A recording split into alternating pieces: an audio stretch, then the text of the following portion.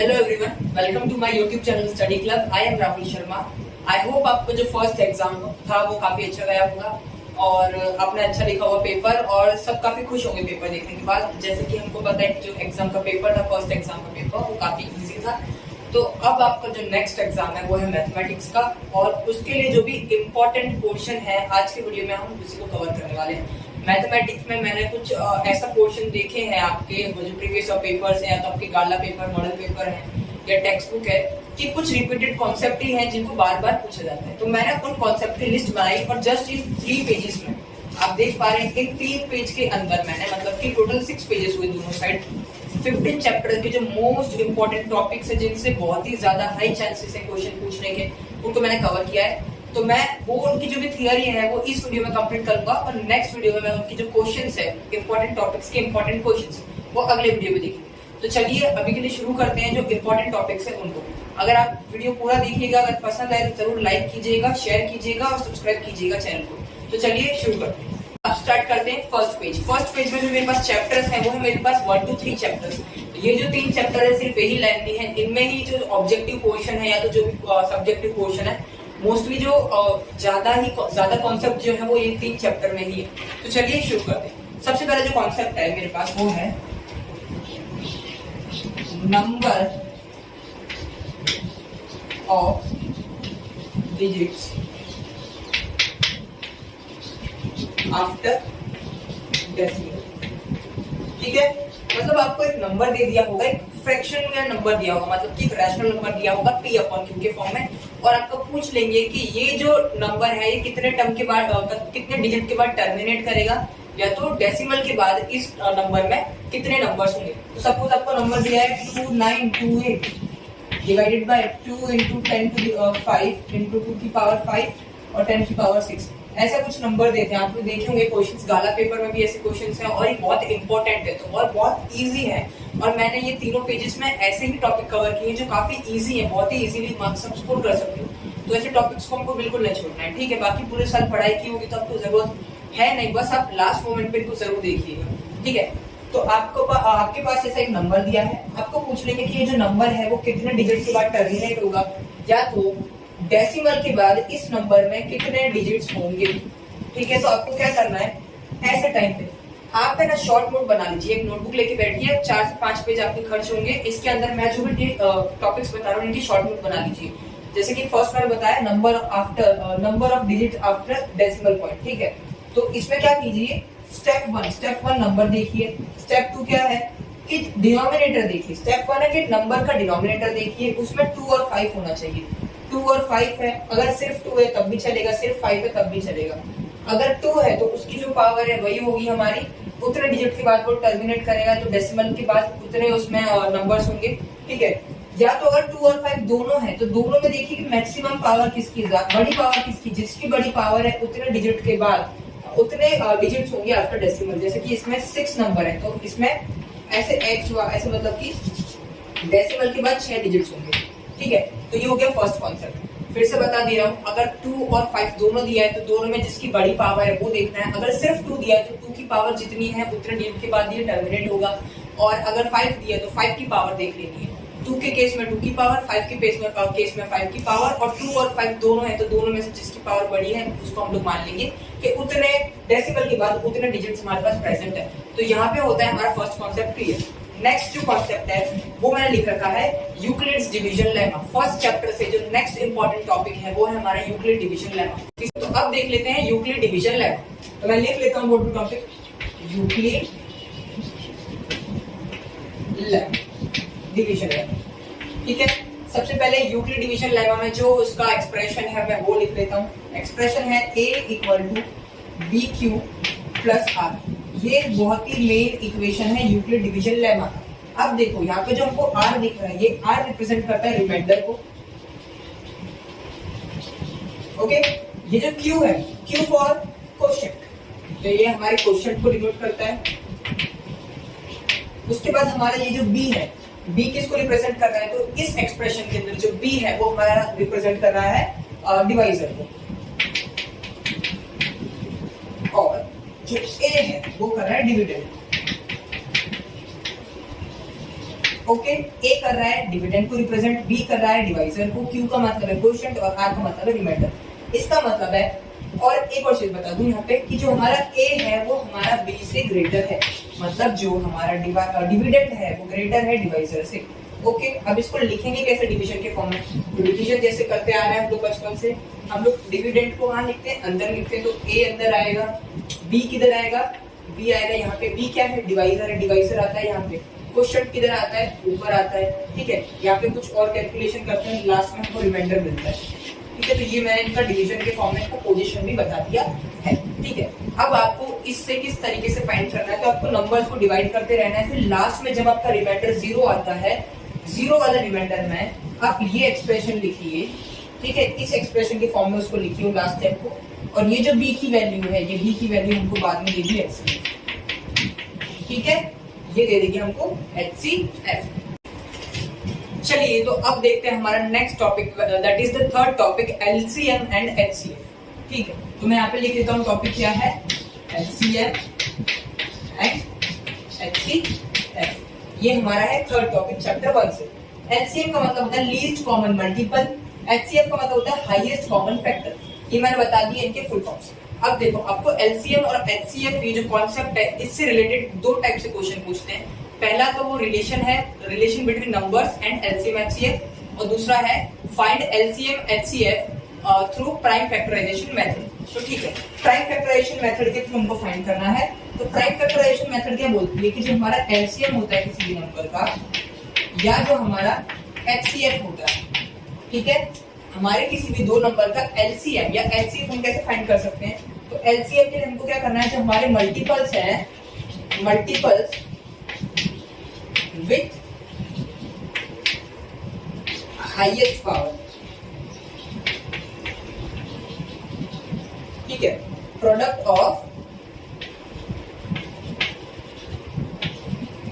LCM में हमको product लेना है ऐसे मल्टीपल्स का जिनकी पावर क्या हो, हाईएस्ट हो दोनों नंबर्स में से। HCF के लिए हम लोग लेते हैं प्रोडक्ट ऑफ मल्टीपल्स, मल्टीपल्स नहीं कॉमन मल्टीपल्स, कॉमन मल्टीपल्स, ठीक है, विथ लीस्ट पावर।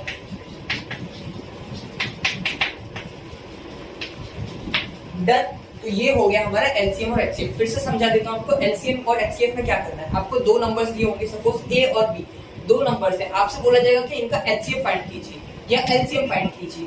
LCM और HCF फाइंड करने से पहले आप एक और स्टेप करेंगे, वो है उन नंबर्स के फैक्टर्स निकालना। आप फैक्टर्स निकालोगे नंबर को, उनको एक्सपोनेंशियल फॉर्म में लिख दोगे, मतलब उनको पावर की फॉर्म में लिख दोगे। जैसे कि अगर 2 है, किसी नंबर का फैक्टर निकालने पे 2 3 बार आ रहा है तो उसको 2 क्यूब लिख दोगे। 3 है वो 2 बार आ रहा है तो उसको 3 स्क्वायर लिख दोगे। इस तरीके से आपको फैक्टर्स को एक्सपोनेंशियल फॉर्म में लिखना है।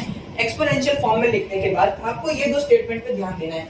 अगर आपको LCM फाइंड करना है तो जो भी हमारे मल्टीपल्स हैं फर्स्ट नंबर के और सेकंड नंबर के, मतलब A और B के जितने मल्टीपल्स हैं, वो दोनों मल्टीपल्स के फैक्टर्स को हाईएस्ट पावर जो है, मतलब उन फैक्टर की दोनों में कॉमन हो या कॉमन ना हो, उनको हमको मल्टीप्लाई कर देना है विद देयर हाईएस्ट पावर, ठीक है। HCF के टाइम पे हमको क्या करना है, दोनों में मतलब A और B में जो कॉमन फैक्टर्स हो उनकी लीस्ट पावर वाले फैक्टर्स को मल्टीप्लाई करना है। जितना समझ में आता है उतना सही है। अगली बार हम क्वेश्चन प्रैक्टिस करेंगे तो और अच्छे से आ जाएगा आपको। अब तो आ ही जाएगा क्योंकि आपने पूरे साल अगर पढ़ाई की होगी तो आपको पता चलेगा ही, ठीक है। तो यहाँ पे जो LCM और HCF का कॉन्सेप्ट है वो भी कंप्लीट हो। तो अपना अगला जो टॉपिक है वो है चैप्टर नंबर 2 से। चैप्टर नंबर 1 से ये 3 इंपॉर्टेंट चीजें थी जो आपको करनी है। एक और चीज मैं बता देना चाहूंगा कि इस वीडियो के एंड में मैं एक छोटा सा क्लिप ऐड कर दूंगा। मैंने एक नोटबुक में लिख के रखा है कि किस चैप्टर से क्या चीजें हैं, वो मोस्ट इंपॉर्टेंट टॉपिक्स हैं। मोस्ट इंपॉर्टेंस में से भी मैंने मोस्ट इंपॉर्टेंट जो और ज्यादा है उनको मैं इस वीडियो में कवर कर रहा हूँ, बाकी को मैं आपको वीडियो के एंड में वो क्लिप ऐड कर दूंगा, तो आप उसमें से उनको भी एक बार जरूर देख लीजिएगा। अब चैप्टर 2 में से, फर्स्ट चैप्टर से 3 इंपॉर्टेंट टॉपिक्स, चैप्टर 2 में से एक इंपॉर्टेंट टॉपिक मैं बताने जा रहा हूँ, वो है हमारा फैक्टराइजेशन। ये मोस्ट इंपॉर्टेंट, इसका क्वेश्चन तो पक्का आएगा ही और आएगा ही, ठीक है, चाहे बेसिक पेपर हो चाहे स्टैंडर्ड पेपर हो, ठीक है। तो क्या दिया है आपको, क्या याद रखना है, तो टॉपिक 4 आप शॉर्ट नोट बनाते रहे साथ में। क्वेश्चंस के लिए हम लोग अगली वीडियो में जरूर देखना, ठीक है। अब देखिए टॉपिक है हमारा फैक्टराइजेशन।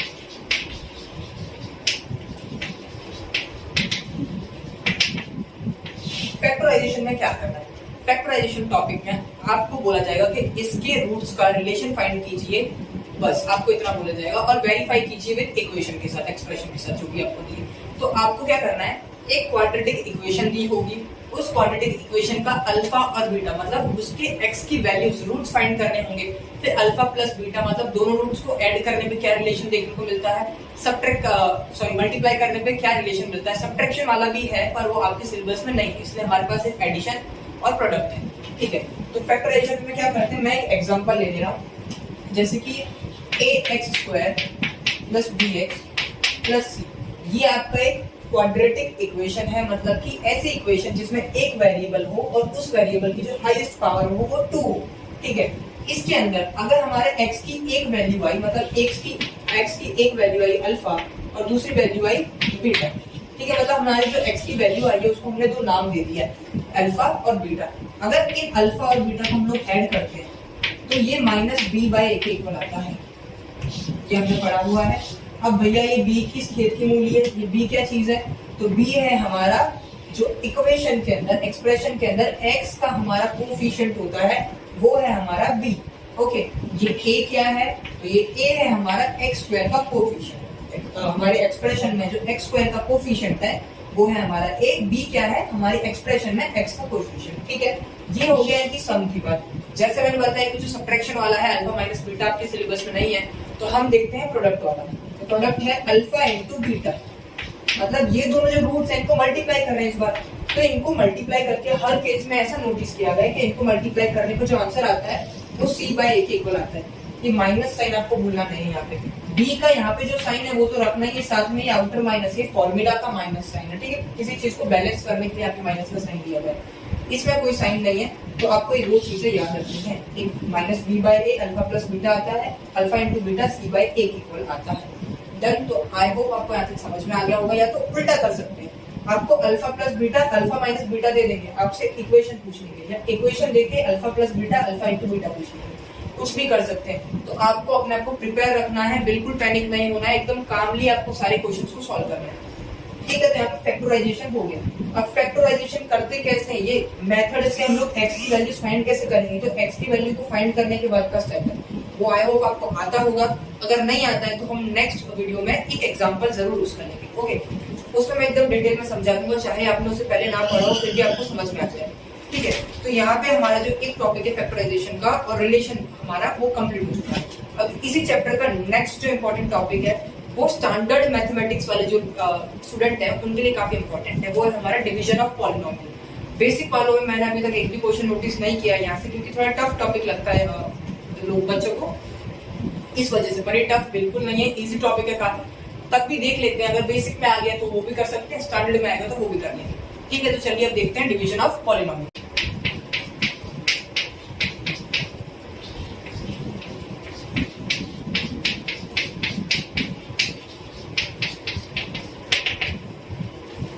तो अब हम लोग देखने वाले हैं डिवीजन ऑफ पॉलिनोमियल। जैसे मैंने पहले बताया कि जो स्टैंडर्ड मैथमेटिक्स वाले हैं उनके लिए मोस्ट इंपॉर्टेंट है। एक क्वेश्चन जैसे आपको 2 मार्कर आपको देखने को मिलेगा फैक्टराइजेशन से, वैसे ही 3 मार्कर एक क्वेश्चन फॉर श्योर आपको देखने को मिलेगा डिवीजन ऑफ पॉलिनोमियल से। तो चलिए देखते हैं डिवीजन ऑफ पॉलिनोमियल क्या होता है। तो डिवीजन समझ रहे हो, डिवीजन क्या है, हम जो डिवाइड करते हुए आ रहे हैं वो पॉलिनोमियल का डिवीजन। नंबर का डिवीजन तो हम करना चाहते ही है, अब हम लोग पॉलिनोमियल का डिवीजन करेंगे। पॉलिनोमियल को हमने जो फर्स्ट हमारा पॉलिनोमियल है उसको px नाम दिया है, एक का नाम हमने gx दिया है, एक हमारा होता है qx और एक होता है हमारा rx। अब ये किसको रिप्रेजेंट कर रहे हैं, किसको दर्शा रहे हैं, तो वो बता देता हूँ। तो px है वो डिवीजन के अंदर रिप्रेजेंट करेगा आपके डिविडेंड को। ठीक है, gx आपका रिप्रेजेंट करेगा आपके डिवाइजर को, qx आपका बताएगा क्वेश्चन, और आपका जो rx है r फॉर रिमाइंडर, ये बताएगा आपके रिमाइंडर को। ठीक है, तो ये 4 चीजें आपको पता होंगी। अब आपको क्या करना है, आपने जो यूक्लिड डिवीजन लेमा फॉर्मूला पढ़ा है पहले, इससे पहले एक्सप्रेशन a = bq + r, वहां पे a क्या रिप्रेजेंट कर रहा था, देखो उसे रिलेट करके पढ़ो, चीजों को रिलेट करके पढ़ोगे तो ज्यादा अच्छे समझ पाओगे। यूक्लिड डिवीजन लेमा क्या था, a = bq + r। a क्या था, डिविडेंड, तो इधर से डिविडेंड का वैल्यू क्या है px, तो a की जगह पुट कर दो px। क्यों एक ही जगह पी एक्स पुट करा, क्योंकि ए भी डिविडेंड को बता रहा है और पी एक्स भी डिविडेंड को बता रहा है, इस वजह से। इक्वल्स टू बी क्या बताता था, डिवाइजर, डिवाइजर क्या है जी एक्स, तो रख दिया जी एक्स। क्यू बता रहा था क्यू एक्स, तो मल्टीप्लाई में है दोनों, याद रखना, तो ये बता देगा क्यू एक्स प्लस आर बता रहा है हमारा आर एक्स। ठीक है, मैंने ऐसा एक क्वेश्चन देखा है और काफी क्वेश्चन देखे, एक नहीं गाला पेपर में तो देखा ही, साथ में पहले भी मेरे टाइम पे ही मैंने ऐसे क्वेश्चन बहुत देखे हैं और बहुत इंपॉर्टेंट क्वेश्चन है। इसमें आप क्या करते हैं, पी एक्स जी एक्स का वैल्यू दे देंगे, क्यू एक्स पूछ लेंगे। फर्स्ट तरीका तो ये हो गया, तो इसमें डायरेक्टली डिवाइड करना है हमको और कुछ नहीं है। कभी कभी क्या करते हैं, आपको क्यू एक्स दे देंगे और पी एक्स दे देंगे, जी एक्स पूछ लेंगे। I think so first paper में ये क्वेश्चन है, पी एक्स और क्यू एक्स दिया है और जी एक्स पूछा है। ठीक है, तो आपको ये भी याद रखना है। तो उस केस में आपको क्या करना है, उस केस में पी एक्स को डिवाइड करना है क्यू एक्स में से और उसमें से आर एक्स को सब्ट्रैक्ट कर देना है। ठीक है, वो मैं क्वेश्चन प्रैक्टिस कराऊंगा, तब करवाऊंगा नेक्स्ट वीडियो में, तब मैं बता दूंगा अच्छे से। और यहाँ पे आपको मैं जितना बोल रहा हूँ उतना अच्छे से ध्यान रखना है, ताकि क्वेश्चन प्रैक्टिस के टाइम पे आप इजीली और अच्छे से समझ पाओ। तो यहाँ पे हमारा जो डिवाइड वाला जो पॉलिनोमियल का वो था हमारा, वो कंप्लीट हो गया है। जो क्वेश्चन के थ्रू हम लोग आगे के स्टेप से वो क्वेश्चन वाले वीडियो में देखेंगे। अब इस टॉपिक इस चैप्टर से, पॉलिनोमियल वाले चैप्टर से एक इंपॉर्टेंट छोटी सी बात रह गई, वो ये है, वो मेरे टाइम पे भी एग्जाम में आई थी और मैंने लास्ट ईयर भी कोई चीज देखी थी, वो ये है कि आपको ग्राफ का नेचर पूछ लेते हैं कि ये जो इसका कर्व है, कर्व का नेचर पूछ लेते हैं, नेचर ऑफ कर्व। तो पूछ लेंगे nature of curve. Nature of curve का मतलब है कि हमारा जो एक्स और वाई एक्सिस पे हम लोग पॉलिनोमियल का ग्राफ ड्रॉ कर रहे हैं, वो ग्राफ कैसा है। तो वो ग्राफ क्वाड्रेटिक इक्वेशन का ग्राफ कैसा होता है, पैराबोलिक होता है। तो हमारा वो तो पैराबोलिक होगा, पैराबोलिक। पैराबोलिक के साथ साथ पूछा जाता है अपवर्ड पैराबोला और डाउनवर्ड पैराबोला। अपवर्ड पैराबोला मतलब जो ऊपर की साइड ओपन हो रहा है, डाउनवर्ड पैराबोला मतलब कि जो नीचे की साइड ओपन हो रहा है। तो कैसे बताएंगे कि अपवर्ड पैराबोला कौन सा है, किसी इक्वेशन को देखिए डाउनवर्ड पैराबोला कौन सा है। तो हमको ऑब्जर्व करना है उसका ए मतलब एक्स स्क्वायर का कोएफिशिएंट। जैसे कि ये लिखा है मैंने 4x², जनरली लिख रहा हूँ कुछ भी, 7x+4, ये इक्वेशन लिखी है। अब पूछेंगे बताओ इसका ग्राफ कैसा होगा। क्वाड्रेटिक इक्वेशन है इसलिए पैराबोला होगा, अपवर्ड पैराबोला होगा या फिर डाउनवर्ड पैराबोला होगा। तो उसके लिए आपको देखना है x² का कोएफिशिएंट, जो कि हमारा 4, इसको हम लोग a बोलते हैं। क्या ये a है, वो पॉजिटिव है, अगर वो पॉजिटिव है तो ये होगा अपवर्ड पैराबोला, अगर a नेगेटिव है तो ये होगा डाउनवर्ड पैराबोला। मैं फिर से रिपीट कर रहा हूँ, अगर a का वैल्यू पॉजिटिव है तो ग्राफ कैसा होगा, अपवर्ड पैराबोलिक ग्राफ। अगर a का वैल्यू नेगेटिव है तो ग्राफ होगा डाउनवर्ड पैराबोलिक ग्राफ। तो चलिए अब हम लोग देख लेते हैं चैप्टर नंबर 3 में जितने इंपॉर्टेंट क्वेश्चंस या फिर टॉपिक्स हैं उनको। क्वेश्चंस नेक्स्ट वीडियो में करेंगे, इस वीडियो में हम लोग करंट टॉपिक्स। तो इंपॉर्टेंट टॉपिक बताने से पहले मैं बता देता हूँ कि मैंने पहले के जो इससे पहले मैंने इंग्लिश के लिए एक वीडियो डाला था राइटिंग सेक्शन का। अगर आपके कोई मतलब कि 9th में पढ़ रहे हैं कोई सिबलिंग या फिर कोई फ्रेंड आपका, तो आप उनके साथ जरूर शेयर कीजिएगा, उनके लिए भी काफी हेल्पफुल रहेगा वो वीडियो। और चैनल को सब्सक्राइब करना ना भूलिएगा, वीडियो को लाइक जरूर कीजिएगा और शेयर भी कीजिएगा। तो चलिए अब हम लोग बढ़ते हैं चैप्टर नंबर 3 पे। चैप्टर नंबर 3 में जो इंपॉर्टेंट है हमारे टॉपिक्स, वो मैं बता देता हूँ आपको। सबसे पहले आपको क्या आना चाहिए, सब्स्टिट्यूशन मेथड आना चाहिए। System of linear equation, system का मतलब होता है 2 इक्वेशन या 3 इक्वेशन, मोर देन 1 इक्वेशन को हम लोग सिस्टम बोल देते हैं। तो 2 इक्वेशन जिनमें 2 अलग अलग वेरिएबल्स हैं, मतलब एक इक्वेशन में 2 वेरिएबल और दूसरी इक्वेशन में भी वही 2 वेरिएबल्स होंगे, उनको सॉल्व करने का तरीका, उसे हम लोग, हमारे पास अलग अलग मेथड है उनको सॉल्व करने का। पहला मेथड है सब्स्टिट्यूशन मेथड, उसके बाद है एलिमिनेशन मेथड और तीसरा है हमारे पास क्रॉस मल्टीप्लिकेशन मेथड। वो चलेगा, क्रॉस मल्टीप्लिकेशन इतना इंपॉर्टेंट नहीं है, पर सब्स्टिट्यूशन और एलिमिनेशन आपको टिप्स पे होना चाहिए, बहुत इजी मेथड है। वो कैसे करते हैं हम लोग क्वेश्चन वाले वीडियो में देखेंगे। अभी के लिए जो ऑब्जेक्टिव पर्पज से इस चैप्टर से इंपॉर्टेंट टॉपिक है वो है नेचर ऑफ, मतलब कि लाइंस बोलते हैं कि किस तरीके की लाइंस फॉर्म होगी या फिर सिस्टम कैसा है, कंसिस्टेंट या नॉन कंसिस्टेंट। तो ठीक है, टॉपिक नंबर कौन सा है, टॉपिक नंबर 6। ठीक है, और नेचर ऑफ सिस्टम।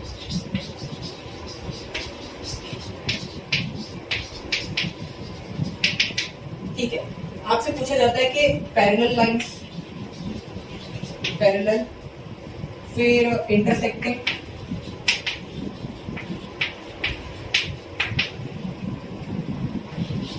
पैरेलल हो गए, इंटरसेक्टिंग हो गए और कोइंसिडेंट।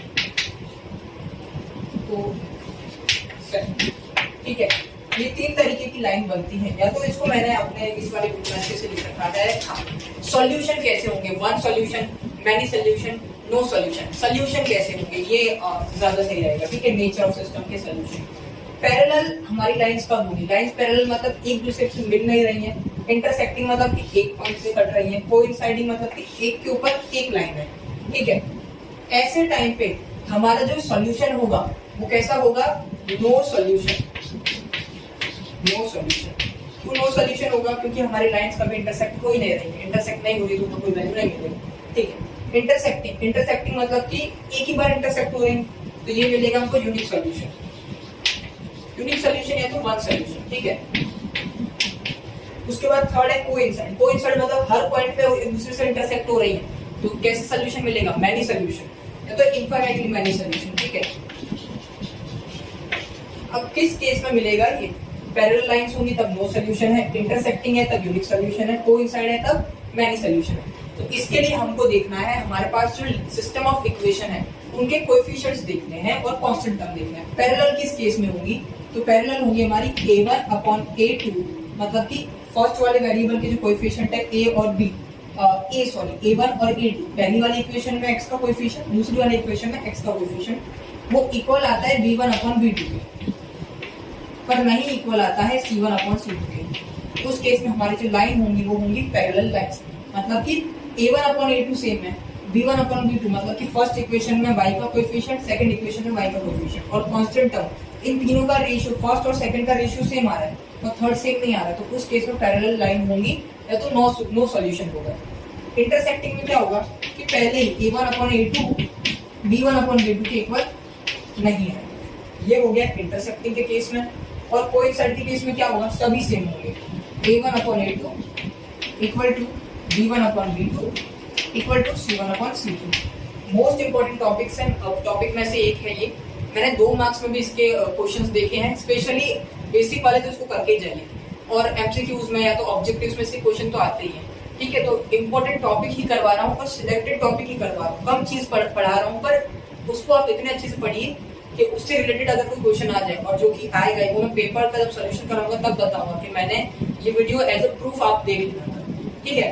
तो यहाँ पे ये टॉपिक कंप्लीट होता है। अगला जो टॉपिक है वो है हमारा चैप्टर नंबर 4 से। यहाँ पे चैप्टर 3 में सिर्फ ये इंपॉर्टेंट था, सब्स्टिट्यूशन एलिमिनेशन मेथड इंपॉर्टेंट है, और कुछ वर्ड प्रॉब्लम्स है जैसे कि बोट वाली जो वर्ड प्रॉब्लम है, अपस्ट्रीम डाउनस्ट्रीम वाली, वो मैं क्वेश्चन के वीडियो में भी कुछ और इंपॉर्टेंट चीजें बताऊंगा। इसमें मैं कॉन्सेप्ट के पॉइंट ऑफ व्यू से आपको बता रहा हूँ कौन से इंपॉर्टेंट टॉपिक्स हैं। चलिए, तो अब हम लोग देख लेते हैं चैप्टर नंबर 4 से इंपॉर्टेंट टॉपिक्स को। अगर आपको स्पीड मेरी थोड़ी फास्ट लग रही है कि मैं बहुत जल्दी बोल रहा हूँ, जल्दी पढ़ा रहा हूँ, तो आप प्लीज कमेंट करके जरूर बताइए कि थोड़ा सा जो स्पीड है उसको स्लो कीजिए, तो मैं नेक्स्ट वीडियो में या फिर अगली बार जब भी वीडियोस बनाया करूंगा तब मैं स्पीड पे थोड़ा फोकस करूंगा, थोड़ा ध्यान दूंगा, मतलब ठीक है। आप मुझे थोड़ा करेक्ट करने की कोशिश कीजिएगा, ओके। तो चैप्टर नंबर 4 से देखते हैं इंपॉर्टेंट टॉपिक्स कौन कौन से। तो चैप्टर नंबर 4 में बहुत सिलेक्टेड टॉपिक मैंने लिए, 2 या 3 टॉपिक है जो कि बहुत इंपॉर्टेंट है चैप्टर नंबर 4 में, तो सिलेक्टेड ही हमको पढ़ना है। तो ये है कॉन्सेप्ट नंबर 7। ये कॉन्सेप्ट है हमारा क्वाड्रेटिक इक्वेशन आपको दी गई है, एक क्वाड्रेटिक इक्वेशन है, उसके रूट्स फाइंड करने हैं, तो सॉल्यूशन फाइंड करना है बाय यूजिंग क्वाड्रेटिक फॉर्मूला है, तो इसको श्रीधर आचार्य फॉर्मूला है, तो श्रीधर आचार्य मेथड बोलते हैं, ठीक है। तो ये क्या फाइंड करना है, इसको लिख देता हूं क्वाड्रेटिक फॉर्मूला। फॉर्मूला आपको याद जरूर करना पड़ेगा, और इस वीडियो में जो फॉर्मूला बता रहा हूँ वो तो खास करके करना ही पड़ेगा, ठीक है। क्या है फॉर्मूला, तो x की वैल्यू है वो इक्वल होगी -b plus minus under root of b square minus 4ac divide by 2a। ये हो गया हमारा क्वाड्रेटिक फॉर्मूला। ये क्वाड्रेटिक फॉर्मूला से किसी क्वाड्रेटिक इक्वेशन जो कि है हमारी ax² plus bx plus c equal to 0, इसके रूट्स हम लोग फाइंड कर सकते हैं। रूट्स मतलब x की वैल्यूज फाइंड कर सकते हैं। तो ये हो गया हमारा क्वाड्रेटिक फॉर्मूला। अब इस क्वाड्रेटिक फॉर्मूला का के अलावा जो और इम्पोर्टेंट टॉपिक है वो है हमारा डिस्क्रिमिनेंट। पूछा जाता है डायरेक्ट लास्ट ईयर का जो पेपर था मेरे हिसाब से, रेगुलर पेपर, रेमेडियल का नहीं, मतलब रिपीटर्स का नहीं, उसमें डायरेक्टली स्टैंडर्ड वाले में भी और बेसिक वाले में भी और डिस्क्रिमिनेंट का फॉर्मूला पूछ लिया था कि formula of discriminant equals to b² minus 4ac होता है डिस्क्रिमिनेंट का फॉर्मूला।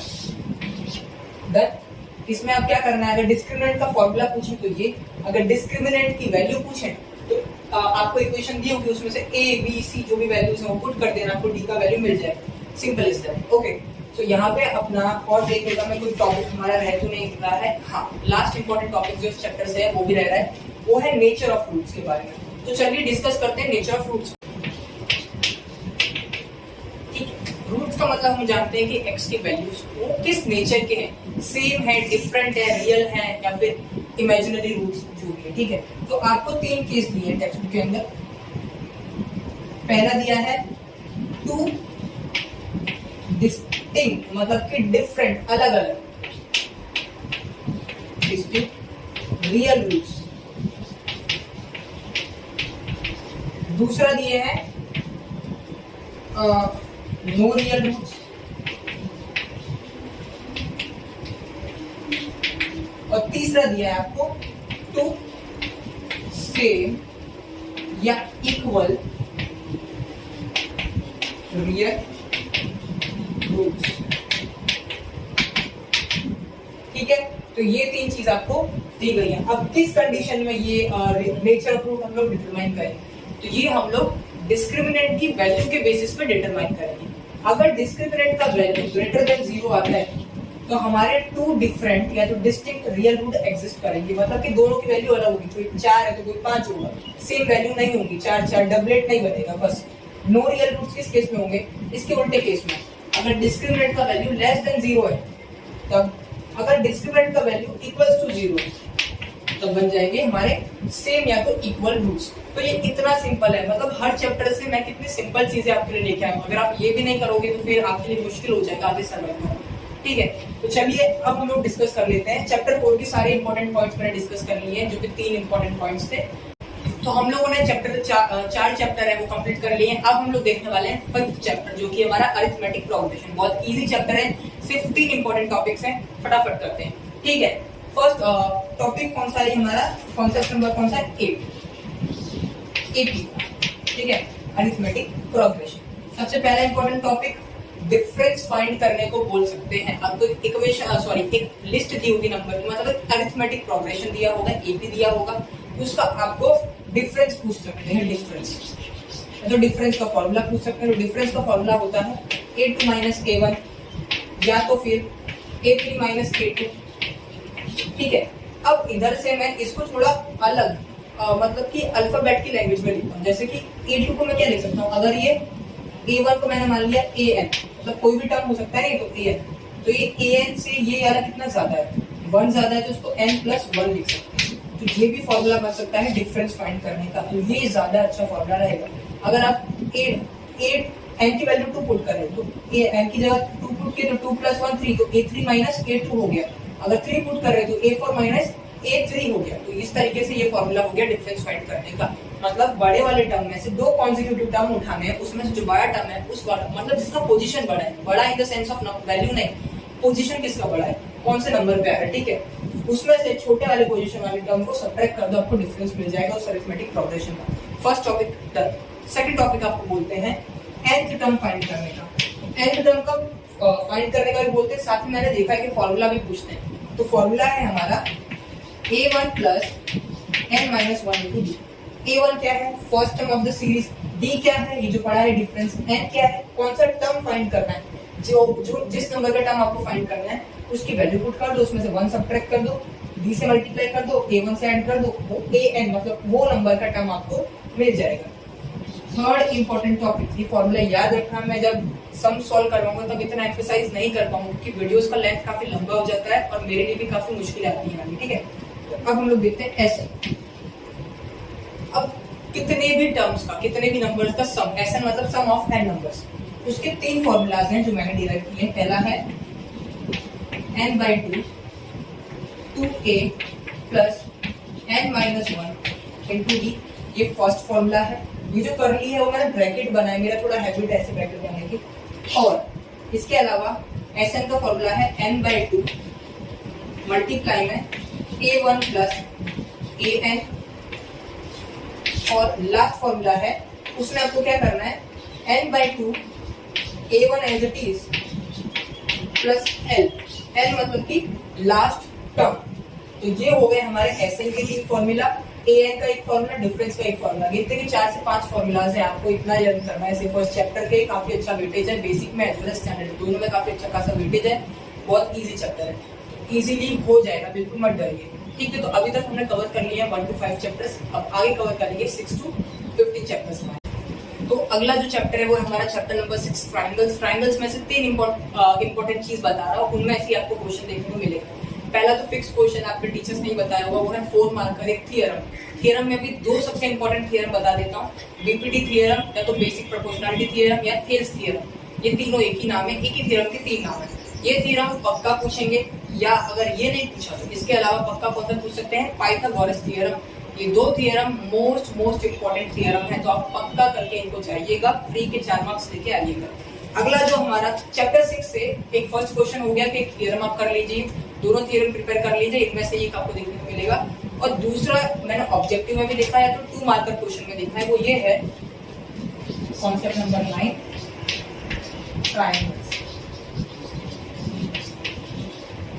कि आपको एक ट्रायंगल दे देते हैं ऐसा, उसको एक ऐसा किसी भी साइड के परपेंडिकुलर लाइन बना देते हैं, A B C D E. आपको ये और ये दिया होगा, सपोज ये 5 दिया है, ये 3 दिया है, और ये आपको 15 दिया है, तो पूछेंगे ये कितना है, ऐसा क्वेश्चन है। तो ये क्या बताता है, हमने जो पढ़ा है basic proportionality theorem. Basic proportionality theorem क्या बोलता है कि अगर हम लोग किसी भी ट्राइंगल में किसी भी साइड के एक पैरेलल लाइन ड्रॉ करते हैं, तो जो अदर 2 साइड है वो इक्वल प्रोपोर्शन में कट होती है। मतलब कि इन लाइन का जो प्रोपोर्शन होता है वो कैसा होता है, इक्वल होता है।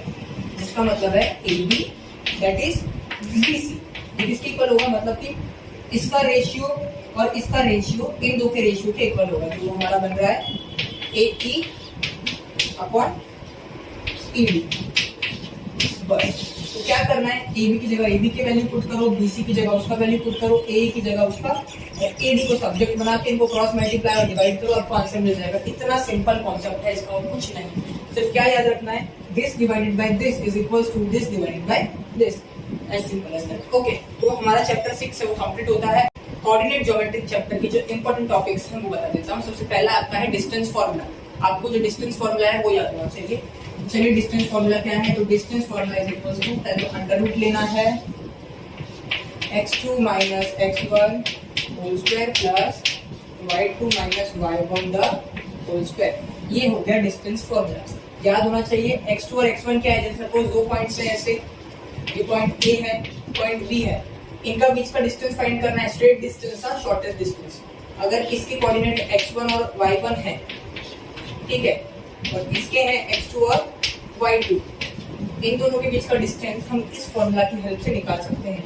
ये जो फॉर्मूला है वो पाइथागोरस फॉर्मूला से डिराइव हुआ है, पर अभी ये सब जानने की कोई जरूरत नहीं है। मेन चीज है फॉर्मूला याद रखना। दूसरा है हमारा section formula. Section formula most important formula है इस चैप्टर से। डिस्टेंस फॉर्मूला से 1 मार्कर या 2 मार्कर क्वेश्चन देखने को मिलेगा, सेक्शन फॉर्मूला से 3 मार्कर क्वेश्चन फॉर श्योर देखने को मिलेगा। सेक्शन फॉर्मूला से हम लोग किसी भी लाइन में अगर कोई हम लोग बीच से उसको सेट कर रहे हैं, मतलब कि सेक्शन बना रहे हैं, 2 उसके पार्ट कर रहे हैं, तो जिस पॉइंट से हम लोग उसके 2 पार्ट कर रहे हैं, वो जो पॉइंट है उस लाइन को या तो उस पूरे जो भी हमारे पास पाथ है उसको 2 सेक्शंस में ब्रेक करता है, विथ दो मतलब कि 2 रेशियो में ब्रेक करता है। वो रेशियो हमारे m1 और m2 है, और उस पॉइंट का जो कोऑर्डिनेट है वो किसके इक्वल होंगे, m1 x2 plus m2 x1 divide by m1 plus m2, ठीक है, comma m1 y2 plus m2 y1 divide by m1 plus m2। कैसे याद रखना है, m फॉर मी, मैं, हमको क्या चाहिए, सबसे पहले चाहिए, तो मैं पहले आना चाहिए, मतलब m पहले आना चाहिए दोनों केस में। फिर 1 के साथ कभी 1 नहीं आएगा, m को 1 ले लिया है तो x को 2 लेना पड़ेगा, और इधर m को 1 ले लिया है तो y को 2 लेना पड़ेगा। ये कॉमा लगा है, 2 अलग अलग फाइंड करने हैं, फिर x के साथ कंपेयर करना है, y के साथ कंपेयर करना है, ठीक है। और m फिर 2 आया दूसरी बार में, तो उधर x 1 आएगा, क्योंकि मतलब m और x दोनों कभी भी एक जैसे नहीं आ सकते, तो 2 नहीं आ सकते, 1 नहीं आ सकते, ऐसे याद रखना। सेम इधर y के केस में भी ऐसा करना है। तो सेक्शन फॉर्मूला भी इंपॉर्टेंट है। थर्ड इंपॉर्टेंट फॉर्मूला है, पर वो इतना इंपॉर्टेंट नहीं है, तब भी बता देता हूँ, वो है mid point formula. Mid point formula क्या होता है, वो सेक्शन फॉर्मूला से डिवाइड हुआ है और डिराइव हुआ है। मिड पॉइंट फॉर्मूला मतलब कि किसी भी लाइन के एकदम एग्जैक्ट बीच में वाला पॉइंट जो उस लाइन को दो इक्वल रेशियो में डिवाइड करती है। दो इक्वल रेशियो मतलब 1:1, दोनों का रेशियो 1 होगा, तो m की वैल्यू क्या हो जाएगी, 1 हो जाएगी। तो यहाँ पे 1, यहाँ पे 1, तो x2 + x1 रह गया। इधर 1 + 1 कितना बन जाएगा, 2। ये भी देखो, ये भी 1, ये भी 1, तो सिर्फ y2 y1 बचेगा। ये मैंने कट क्यों कर दिया, क्योंकि y किसी भी नंबर को 1 से मल्टीप्लाई करो, नंबर तो खुद वही मिलेगा, तो y की वैल्यू कुछ होगी और m की वैल्यू तो 1 है, तो आंसर तो y ही मिलेगा, और डिवाइड में 1 + 1 हो जाएगा हमारा 2। तो इस तरीके से मिड पॉइंट फॉर्मूला भी आप याद रख सकते हो। मिड पॉइंट फॉर्मूला में क्या करना है, सेक्शन फॉर्मूला में a की जगह 1 m की जगह 1 पुट कर देना है, तो हमारा मिड पॉइंट फॉर्मूला निकल के आ जाएगा। बाकी सेक्शन फॉर्मूला तो आपको याद ही रखना है। तो चलिए इस चैप्टर से आई थिंक तो सारे इंपॉर्टेंट टॉपिक्स नहीं हुए हैं, एक लास्ट टॉपिक रह गया जो कि है हमारा एरिया ऑफ ट्राइंगल। ये बेसिक मैथ्स के लिए तो इतना इंपॉर्टेंट नहीं है, बस स्टैंडर्ड मैथ्स वालों के लिए काफी इंपॉर्टेंट टॉपिक।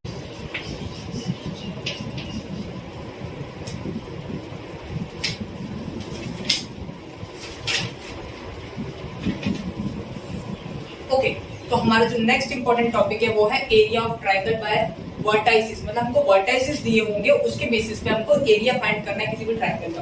तो सपोज हमारे पास एक ट्राइंगल है ए बी सी। ए के जो वर्टाइसिस है, मतलब ए पॉइंट के जो वर्टाइसिस आ रहा है वो है x1 y1, बी पे है x2 y2, सी पे है x3 y3। ये 3 वर्टाइसिस है, 3 अलग अलग पॉइंट्स के। अब हमको कुछ नहीं दिया, अगर साइड दिया होता तो half into base into height ऐसे हम लोग फाइंड कर लेते, पर वैसे नहीं करना है ना, हेरोन्स फॉर्मूला अप्लाई कर सकते हैं हम लोग। तो हमको किस फॉर्मूला से करना है, हमको अभी जो ये फॉर्मूला सिखाया है वर्टेक्स वाला फॉर्मूला, उससे करना है। फॉर्मूला क्या बोलता है कि 1/2 को मल्टीप्लाई कर दो x1 y2 माइनस y1। देखो फॉर्मूला भी कुछ अच्छी तरीके से डिजाइन किया गया, लर्न हो जाए। पहले x1 लेना है, x1 के साथ मल्टीप्लाई किसको करना है, 1 के बाद आता है 2 यहाँ पे 3 आएगा, y2 माइनस y3 ऐसे लाइन में लेना है। x1 1 2 3, पहले x फिर y, ठीक है, प्लस x2, उसके बाद आता है y3, 2 के बाद आता है 3, y3 माइनस y1। अब 3 के बाद 4 तो है ही नहीं प्रेजेंट, तो हम किस पे आ जाएंगे, 1 पे आ जाएंगे। तो 1 2 3 और 3 के बाद फिर से 1, ठीक है। फिर यहाँ से भी plus x3 y1 minus y2। इस तरीके से जो फॉर्मूला है वो बना हुआ है, बहुत इजी फॉर्मूला है, लर्न कर लोगे आराम से। और क्वेश्चन आता है तो बड़ा क्वेश्चन आता है 3 मार्कर, तो हम नहीं छोड़ सकते, रिस्क नहीं ले सकते। एक मार्क्स बहुत इंपॉर्टेंट है। मैंने देखा है स्टूडेंट्स को किस तरीके से एक मार्क्स का जो पछतावा है उनका एग्जाम के बाद, रिजल्ट के बाद होता है, ठीक है। तो यहाँ पे कोऑर्डिनेट ज्योमेट्री के जितने भी इंपॉर्टेंट फॉर्मूलाज और टॉपिक थे, कॉन्सेप्ट थे, मैंने एकदम क्रिस्प वे में आपको बता दिए हैं। तो चलिए अब नेक्स्ट इंपॉर्टेंट चैप्टर है ट्रिग्नोमेट्री, इंट्रोडक्शन टू ट्रिग्नोमेट्री। काफी इजी चैप्टर है, फॉर्मूला बेस्ड चैप्टर है, तो एक फॉर्मूला बेस्ड है तो फॉर्मूला ही पढ़ लीजिए सिर्फ। तो चलिए फॉर्मूला पढ़ लेते हैं। सबसे पहले ट्रिग्नोमेट्री पढ़ने से पहले पाइथागोरस थ्योरम पता होना चाहिए। पाइथागोरस थ्योरम क्या बोलता है कि हमारे पास अगर हाइपोटेनियस है कि कोई एक राइट एंगल ट्राइंगल है, तो उस राइट एंगल ट्राइंगल में जो हाइपोटेनियस का स्क्वायर है वो हमारे परपेंडिकुलर का स्क्वायर और बेस के स्क्वायर के सम के इक्वल होता है। सम मतलब एडिशन, ये पता होना चाहिए सबसे पहली बात। ये पता है तो अब आगे बढ़ सकते हैं, ठीक है। तो मैं ड्रॉ भी कर देता हूँ कि हाइपोटेनस क्या होता है और हमारा परपेंडिकुलर क्या होता है। जो अगर ये एंगल है तो ये हो गया हमारा परपेंडिकुलर, ये हो गया बेस और ये हो गया हाइपोटेनस, डन, PVH। अब देखते हैं फॉर्मूला। तो इसमें ट्रिग्नोमेट्रिक रेशियोज हैं, जैसे कि फर्स्ट है साइन, फिर है कॉस, फिर है टेन, ठीक है। साइन का फॉर्मूला होता है परपेंडिकुलर बाय हाइपोटेनस। परपेंडिकुलर को मैं P से डिनोट कर रहा हूँ और हाइपोटेनस को H से, मतलब perpendicular divided by H। Cos होता है बेस डिवाइडेड बाय H और टेन होता है परपेंडिकुलर डिवाइडेड बाय बेस। तो यहाँ से हमको साइन कॉस और टेन का फॉर्मूला मिल गया, P/H, V/H, P/B। अब देखो साइन का उल्टा होता है रेसिप्रोकल, ठीक है। साइन S से है तो उसका उल्टा होगा C से, कॉसेक। कॉसेक C से है, कॉस C से है तो उसका उल्टा होगा सेक। ये T से है तो उसका उल्टा होगा कॉट, ठीक है। ऐसे याद रखना है आपको, ठीक है। तो इसका फॉर्मूला होता है कॉसेक। कॉसेक रेसिप्रोकल है साइन का, तो साइन का जो फॉर्मूला उसका रेसिप्रोकल कर दो। P/H है तो H/P कर दो, ठीक है। H डिवाइडेड बाय P है ऐसा। ये साइन डिवाइड का है, आप ऐसे 1 मत समझिएगा इसको, ठीक है। सेक का फॉर्मूला क्या होता है, h by B, h divide by B. Cot का फॉर्मूला होता है b डिवाइड बाई p, ठीक है। तो ये हो गए कुछ बेसिक फॉर्मूलाज। इसके साथ साथ और कुछ फॉर्मूला आपको पता होना चाहिए, वो ये है कि tan x, कहाँ पे लिखूं, यहाँ लिख देता हूँ कि हमारा जो tan x होता है वो sin x divide by cos x के इक्वल होता है। ये फॉर्मूला भी याद होगा आपको। अब लास्ट के 3 मोस्ट इंपोर्टेंट फॉर्मूलाज है, 4 मोस्ट इंपोर्टेंट बता दें। इंपोर्टेंट वो है इक्वेशन वाला है, sin square x plus cos square x equal to 1। ये x का मतलब है दोनों के एंगल, दोनों एंगल सेम हो और उनका स्क्वायर हो, ऐड कर रहे हो तो इक्वल टू 1 आता है। फिर 1 plus tan square x equal to sec square x होता है। 1 plus cot square x cosec square x के इक्वल होता है, ठीक है। ये 3 फॉर्मूलाज हो गए। फॉर्मूला रह गया है ट्रिग्नोमेट्री चैप्टर का, वो है हमारा साइन ब्रैकेट में 90 minus x equal to cos x। एक ये लास्ट आपको याद रखना है, बस इतने ही फॉर्मूला इनफ है। कम फॉर्मूला पढ़ो पर इतने अच्छे से पढ़ो कि आप उनको एग्जाम टाइम में बोलो, ठीक है। तो मैंने जो फॉर्मूला इस वीडियो में कवर किए हैं, आप जरूर उनका एक पेज पर नोट कर लीजिए उन सारे फॉर्मूलाज को और बार बार रिवाइज कीजिए, ठीक है। और एग्जाम में अच्छे से लिखिए फॉर्मूलाज को। तो इंट्रोडक्शन टू ट्रिग्नोमेट्री वाला जो चैप्टर है उसमें आपको एक और चीज ध्यान रखनी है, वो ये है कि आपको टेबल नहीं भूलना है। जो ट्रिग्नोमेट्रिक टेबल है वो आपको जरूर लर्न कर लेना है। मेरे चैनल पे एक आपको वीडियो मिल जाएगा, उस वीडियो को जरूर रेफर कीजिए। उसमें मैंने ट्रिक बताया है कि किस तरीके से आपको ट्रिग्नोमेट्रिक टेबल को लर्न करना है, तो जरूर देखिएगा और लाइक और शेयर जरूर कीजिएगा उस वीडियो को, ठीक है। तो नेक्स्ट चैप्टर पे बढ़ते हैं हम लोगों ने। अब नेक्स्ट चैप्टर है इसके बाद वाला 9 चैप्टर, जो है हमारा एप्लीकेशन ऑफ ट्रिग्नोमेट्री। और उसमें से मुझे कोई ऐसा स्पेसिफिक कॉन्सेप्ट मिला नहीं है, कुछ 2-4 ऐसे प्रॉब्लम्स मिले हैं, ठीक है। फॉर्मूला यही सारे यूज हो रहे हैं, मतलब कॉन्सेप्ट तो हमारे ट्रिग्नोमेट्री में ही कवर हो रहे हैं। उसमें सिर्फ अब क्वेश्चंस है, ठीक है। तो वो क्वेश्चंस में क्वेश्चन वाले पार्ट में कंप्लीट करा दूंगा। तब भी अगर मैं उस पार्ट में नहीं करवा पाता हूँ तो आप याद रखिए कि एक जो बलून वाला क्वेश्चन है, एक टावर वाला क्वेश्चन है और एक ट्री वाला क्वेश्चन है, वो बहुत इंपॉर्टेंट है हमारे एप्लीकेशन ऑफ ट्रिग्नोमेट्री वाले चैप्टर में, ठीक है। अब नेक्स्ट मेरे पास जो चैप्टर है वो है सर्कल वाला, चैप्टर 10। तो सर्कल वाले में देखो सिलेक्टेड चीजें ही पढ़नी है, तो आपको पता होना चाहिए बेसिक मैथ्स वाले हो या फिर कोई भी हो कि आपको सर्कल का एरिया क्या होता है, सर्कमफेरेंस का फॉर्मूला क्या होता है, ठीक है। एरिया होता है पाई आर स्क्वायर, ठीक है, और सर्कमफेरेंस होता है 2 पाई, या तो किसी केस में पाई डी भी लिखते हैं, पाई इंटू डी। ये 2r को अगर रिप्लेस कर दें, जैसे कि हमको पता है, ये समझाता हूँ 1 मिनट। हमको पता है कि डायमीटर इक्वल टू होता है 2 टाइम्स ऑफ रेडियस, ठीक है। तो अगर मैं इस फॉर्मूला को ये 2 टाइम्स ऑफ रेडियस मतलब 2 और ये r की जगह रिप्लेस कर दूं d से, तो ये फॉर्मूला बन जाएगा सिर्फ पाई, और पाई बचेगा और d आ जाएगा, ठीक है। डायमीटर वहाँ पे स्मॉल d बना दिया, कोई फर्क नहीं पड़ता, ठीक है। डायमीटर ही बता रहा है। एरिया देख लिया, सर्कमफेरेंस देख लिया, relation between radius and diameter देख लिया। उसके बाद सर्कल का आधा पार्ट मतलब सर्कल का छोटा भाई क्या होता है, सेमी सर्कल। सेमी सर्कल मतलब ऐसा होता है, इसका एरिया क्या होगा, सर्कल का आधा है तो इसका एरिया क्या होगा, सर्कल के एरिया का आधा। सर्कल का एरिया क्या है, पाई आर स्क्वायर, तो पाई आर स्क्वायर किया, उसको डिवाइड बाय 2 कर दिया, तो ये हमारे सेमी सर्कल का एरिया हो गया। सेमी सर्कल का सर्कमफेरेंस, तो सर्कमफेरेंस क्या होगा, तो सर्कमफेरेंस वैसा भूल नहीं करना है कि वो भी सर्कमफेरेंस का हाफ होगा। सर्कमफेरेंस होता है सेमी सर्कल का पाई आर प्लस डी, ठीक है। ये रीजन अभी नहीं बता सकता हूँ क्योंकि अभी हमारे पास इतना टाइम नहीं कि हम हर छोटी छोटी चीजों को समझे।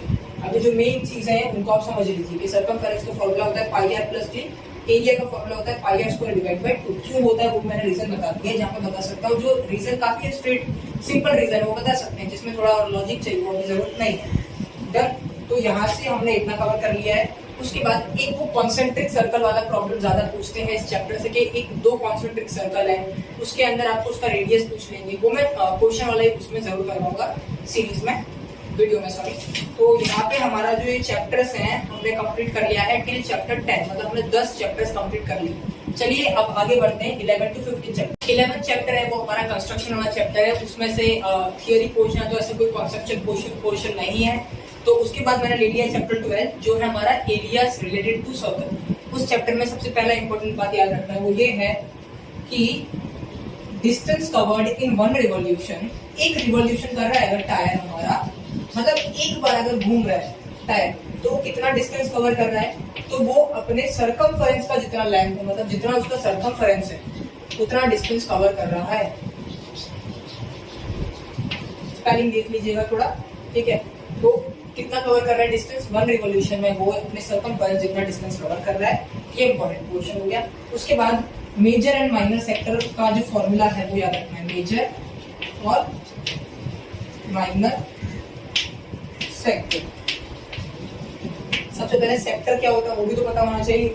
एक सर्कल है, सर्कल को ऐसे, मुझे पिज्जा आप खाते हो, वो जो पिज्जा का छोटा वाला पार्ट है वो हो गया आपका माइनर सेक्टर, उसको खाने के बाद जो बचा पीछे के और पार्ट बचे उसको बोलते हैं मेजर सेक्टर, ये हो गया मेजर सेक्टर, ये हो गया माइनर सेक्टर। एम क्यों लिखा है, मेजर में बड़ा एम लिखा है, माइनर में छोटा एम लिखा है, ठीक है, इसको बोलते हैं सेक्टर।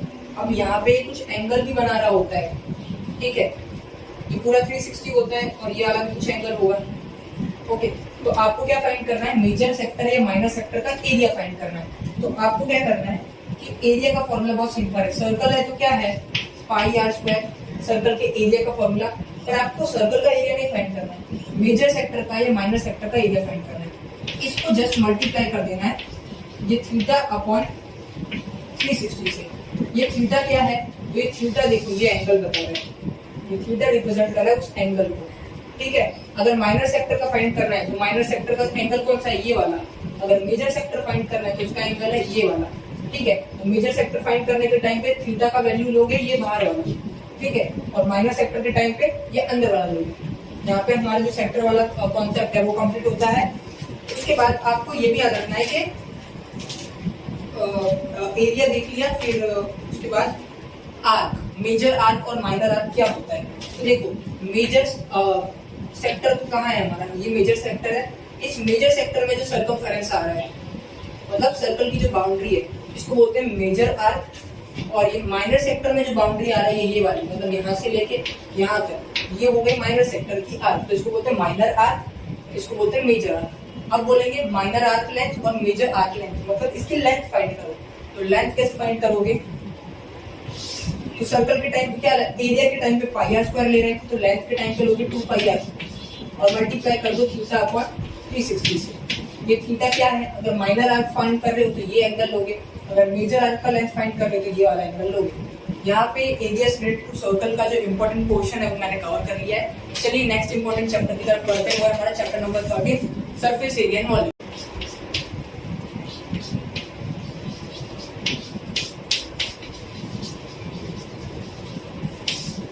चलिए सरफेस एरिया वॉल्यूम के सारे इंपॉर्टेंट कॉन्सेप्ट डिस्कस करते हैं। फॉर्मूला बेस्ड चैप्टर है, कोई कॉन्सेप्ट नहीं लगेगा यहाँ पे, फॉर्मूलास लगेंगे। फॉर्मूला के साथ थोड़ा लॉजिक लगा के क्वेश्चंस आराम से सॉल्व हो जाएंगे। और ऑब्जेक्टिव में फॉर्मूला बेस्ड काफी क्वेश्चन पूछते हैं। एक इंपॉर्टेंट क्वेश्चन बता दूं, वो है वो कॉइन वाला जो क्वेश्चन पूछते हैं कि एरिया ऑफ 5 रुपी कॉइन या तो एरिया ऑफ 2 रुपी कॉइन। तो कॉइन का शेप होता है सिलेंडर, तो जो सिलेंडर के एरिया का फॉर्मूला होता है, चाहे टोटल सरफेस एरिया हो या कर्व सरफेस एरिया हो, वही फॉर्मूला आप लगा दोगे कॉइन के केस में। तो बहुत ही नॉर्मल क्वेश्चन, बहुत मतलब क्या बोलते हैं कॉमन क्वेश्चन बन गया आपको ये। अब देखो इसमें आपको फॉर्मूलाज याद रखने हैं, कौन कौन से याद रखने हैं मैंने लिख रखे हैं, वही आपको याद करने हैं। सबसे पहले आपको क्यूब का फॉर्मूला याद करना है। क्यूब का टोटल सरफेस एरिया, यहाँ पे लिख देता हूँ TSA। यहाँ पे कर्व्ड सरफेस एरिया तो लैटरल सरफेस एरिया, यहाँ पे वॉल्यूम। क्यूब है, क्यूब का टोटल सरफेस एरिया होता है 6A square, curved surface area होता है 4A स्क्वायर, वॉल्यूम होता है A क्यूब। नेक्स्ट शेप है क्यूबॉइड। ये तो 8 तक पढ़ के आए हो आप। मैं बोलूंगा कि ये जो फॉर्मूलाज है ये आप कवर कर लीजिए। बता देता हूँ कौन कौन से शेप के फॉर्मूला कवर करने हैं, वो सारे फॉर्मूलाज आप कवर कर लीजिए। चलिए तो बता देता हूँ आपको कौन कौन से शेप के जो फॉर्मूलाज है वो याद रखना है। तो आपको याद रखना है क्यूब का जो भी तीनों फॉर्मूलाज हैं, total surface area, curved surface area तो लैटरल सरफेस एरिया और वॉल्यूम। फिर क्यूबॉइड, फिर सिलेंडर, कोन, स्फीयर और मोस्ट इंपॉर्टेंट एक ये मोस्ट इंपॉर्टेंट है और एक फ्रस्टर। ठीक है, इनको आपको ये 5 या 6 जितने भी हैं 6 हैं, इन 6 को काफी अच्छे से प्रिपेयर कर लेना है, इनके तीनों फॉर्मूलाज, ठीक है। फर्स्ट ये तो क्या बोलते हैं, स्फीयर के केस में तो कर्व सरफेस एरिया नहीं है, बहुत से फॉर्मूलाज में आप देख लीजिएगा, फॉर्मूला कहीं ना कहीं से रिफर कर लीजिएगा, ठीक है। अब आगे बढ़ते हैं हम लोग स्टैटिस्टिक पे। नेक्स्ट चैप्टर है हमारा स्टैटिस्टिक। चैप्टर में मैं फिर से बताना चाहूंगा आपको क्या चीजें रिफर करनी है। स्टैटिस्टिक वाले चैप्टर में आपके जो टीचर्स हैं आपको काफी अच्छे से करा देते हैं। जो ग्रुप डेटा होता है हमारा, मतलब जिसमें हमको क्लास दिए होते हैं, डेटा 2 टाइप के होते हैं, ग्रुप डेटा, अनग्रुप डेटा। तो जो अनग्रुप डेटा वाला क्वेश्चन है वो ज्यादातर मेरे को देखने को मिलते हैं। ग्रुप डेटा वाले तो आप सब जो फॉर्मूलाज है वो सब आप समरी में से रिफर कर लीजिए। आपके टेक्स्ट बुक के हर चैप्टर के लास्ट पेज पे उस चैप्टर में जितने इंपॉर्टेंट पॉइंट्स और फॉर्मूलाज हैं उनको जरूर रीड कीजिएगा। स्टैटिस्टिक में आप उसको रीड कर लीजिएगा, मतलब कि जो ग्रुप डेटा के फॉर्मूलाज हैं, मीन का, मोड का, मीडियन का। इसमें मैं अनग्रुप डेटा का जो भी फॉर्मूला है वो करने वाला हूँ।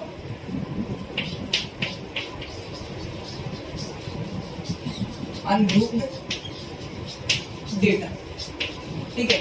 सबसे पहले मोड, मीन कैसे फाइंड करते हैं अनग्रुप डेटा का, तो मीन कैसे फाइंड करोगे, sum of observations divide by number of observations, सारी ऑब्जर्वेशंस का सम। अब आपको ऑब्जर्वेशन, डेटा, ये सारी चीजें पता होगी, हम लोग साल के एंड पे बोर्ड एग्जाम से एक दिन पहले, तो आप ये मत पूछिएगा कि ऑब्जर्वेशन क्या होता है, ठीक है। अगर डाउट रह भी जाता है तो भी कोई बात नहीं, मैं नेक्स्ट जो क्वेश्चन वाला सीरीज होगा, वीडियो होगा, उसमें जरूर बताऊंगा। Sum of observation divide by number of observation, जैसा तो ये दिया है डेटा 2, 4, 6, 8, 10, तो ये जो हुई ये ऑब्जर्वेशन हुई, ठीक है। नंबर ऑफ ऑब्जर्वेशन मतलब कितनी है, ये तो ये 4 है यहाँ पे। सबसे पहले इनका सम करो, मतलब 2 + 4 + 6 + 8 और डिवाइड कर दो कितनी है, 4 से, और आंसर जो मिलेगा वो हमारा हो गया इसका मीन। मीन अनग्रुप डेटा की इस तरीके से फाइंड करते हैं। मोड कैसे फाइंड करते हैं, मोड मतलब कि इस डेटा के अंदर सबसे ज्यादा रिपीटेड जो ऑब्जर्वेशन है उसको हम लोग बोल देते हैं उस डेटा का मोड। मोड मतलब कौन सा जो है उसका फ्रीक्वेंसी सबसे ज्यादा है, कौन सा ऑब्जर्वेशन बार बार आ रहा है, ठीक है। जैसे कि इसमें मैं लिख लेता हूँ 2, 4, 2, 2, मतलब 2 देखो 1, 2, 3, 4 बार मैक्सिमम टाइम 2 रिपीट हो रहा है, तो इस डेटा का मोड हो गया 2। डन। लास्ट आता है हमारा मीडियन। मीडियन का फॉर्मूला क्या है, मीडियन का काफी लंबा फॉर्मूला है, आपको 2 फॉर्मूले याद रखने पड़ेंगे मीडियन के केस में। सबसे पहले मीडियन, आपको किसी भी डेटा का फाइंड करना है उसको असेंडिंग ऑर्डर में अरेंज करो।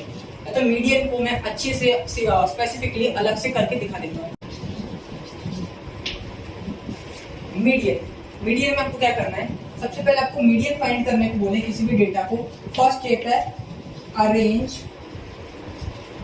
Data in ascending order. Ascending order मतलब कि छोटे से बड़ा, पहले छोटा, जिस ऑब्जर्वेशन का वैल्यू छोटा, फिर उससे बड़ा, फिर उससे बड़ा, ऐसे असेंडिंग ऑर्डर में ऑब्जर्वेशंस को अरेंज करो। उसके बाद उनका नंबर काउंट करो, कितनी नंबर ऑफ ऑब्जर्वेशन। उसके बाद करना है count number of observation. Number of observation count कर लिया, उसके बाद आपको पता चल जाएगा कि नंबर ऑफ ऑब्जर्वेशन कितना है। तो 2 केसेस बनते हैं, एक बनता है इवन का केस, मतलब नंबर ऑफ ऑब्जर्वेशन होंगी वो इवन होंगी या ऑड होंगी। अगर इवन है तो क्या फॉर्मूला है, ऑड है तो क्या फॉर्मूला, वो देखते हैं। अगर ऑड है तो आपको क्या करना है, जितनी ऑब्जर्वेशन मतलब कि जो आपका एन आया है, जितनी ऑब्जर्वेशन, नंबर ऑफ ऑब्जर्वेशन आया है उसमें +1 कीजिए, डिवाइड बाय 2 कीजिए, और जो आंसर मिल रहा है उस आंसर पे, उस पोजीशन पे, मतलब जो आंसर मिलेगा उस आंसर की पोजीशन पे जो वाला ऑब्जर्वेशन प्रेजेंट होगा वो होगा मीडियन ऑब्जर्वेशन, ठीक है। इस केस में क्या करना है, इस केस में n/2 लेना है, n/2 वाला ऑब्जर्वेशन उसको ऐड करना है इस वाले ऑब्जर्वेशन से, मतलब कि n/2 + 1 इस वाले ऑब्जर्वेशन से, फिर जो आंसर आएगा उन 2 को ऐड करके डिवाइड बाय 2 करना है। ये बनेगा हमारा इवन के केस में मीडियन फाइंड करने का फॉर्मूला। और जो लास्ट फॉर्मूला है हमारे स्टैटिस्टिक वाले चैप्टर से, वो है हमारा मोस्ट इंपॉर्टेंट है, मीन मीडियन मोड के बीच का रिलेशन। मोस्ट इंपॉर्टेंट है, मेरे टाइम पे पूछा गया था एग्जाम में, उसके बाद भी काफी बार पूछा गया है, शायद आपके टाइम पे पूछ लेगा, ठीक है। करते हैं mode equal to 3 times of median, मतलब 3m, मतलब 3 times of median minus 2 times of mean, यहाँ पे लिख दो 3 मीडियन -2 मीन। डन। तो यहाँ पे हमारा स्टैटिस्टिक चैप्टर जो है वो कंप्लीट होता है। हमारा जो लास्ट चैप्टर है प्रोबेबिलिटी सिर्फ वही बचा है, हमने 14 चैप्टर कवर कर लिए हैं। चलिए लास्ट चैप्टर को भी अच्छे से कंप्लीट करते हैं। प्रोबेबिलिटी,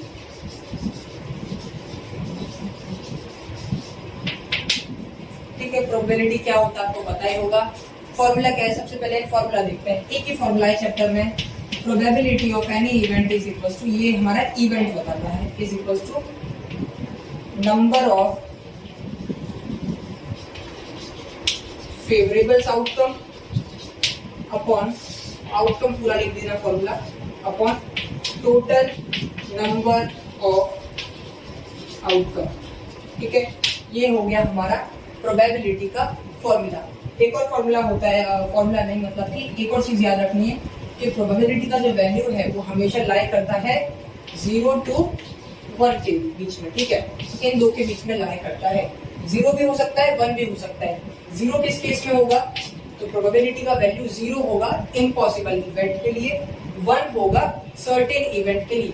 तो probability of certain event equals to 1 and probability of impossible event equals to 0। ठीक है, और the value of probability lies between 0 to 1। 3 important line लिख लेनी है। डन। उसके बाद क्या याद रखना है, probability of event A plus probability of not having event A is equal to 1। मतलब दो एक जैसे इंक्लूसिव अपोजिट इवेंट की प्रोबेबिलिटी होती है 1। एक ये भी याद रखना है। डन। तो यहाँ पे मैंने आई थिंक सो सारे चैप्टर्स जो है वो कवर कर लिए हैं। एक और छोटा सा पॉइंट रह गया है, मैंने पेज रख रखा है अपने साथ ताकि मैं कुछ मिस आउट ना करूँ।